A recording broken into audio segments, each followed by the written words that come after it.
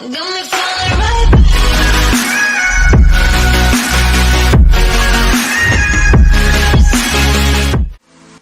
going on YouTube? Just to start today's bench and really just a push workout, I wanted to hit a barbell bench. It's one of the best lifts for progressively overloading, as you can easily throw on more plates, and then it hits all the main muscles in your chest, so I really like it, especially as a starting point.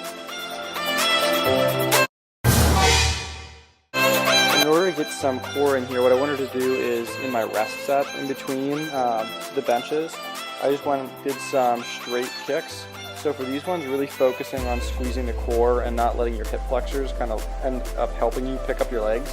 And then I find this is just a great way to keep the body moving, keep the blood pumping, and then work on your core in the middle of what is otherwise going to be just sitting on a bench checking your phone. So up next, I want to include some kind of upper pec focus, which is going to be anything that's an incline press.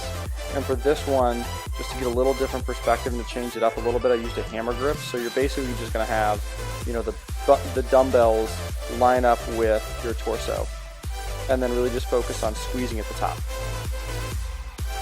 So I really like the leverage press, and not all gyms have it, but I find that I can get a really good constant tension on the chest when I'm using this machine.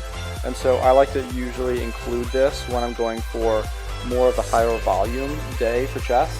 And so the whole time I'm squeezing the chest, I'm sticking it out to kind of make sure that the force is staying on the chest and not on the shoulders, and then just, you know, keep the constant tension through the whole lift.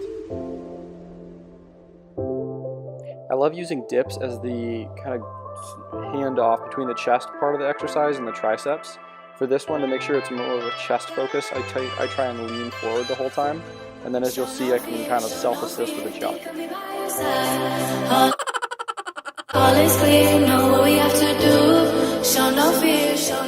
So for the first pure tricep exercise, I like to do the V-bar tricep extensions. For this one, what you'll notice is there's a slight bend in the knees, and then really the only thing I'm trying to have move is my forearm. And so the rest of the body should stay pretty much in the same exact place. What people get screwed up is they'll swing a lot with that one. Up next is a little bit of a superset that I've thrown in more recently, starting off with just some basic plate raises.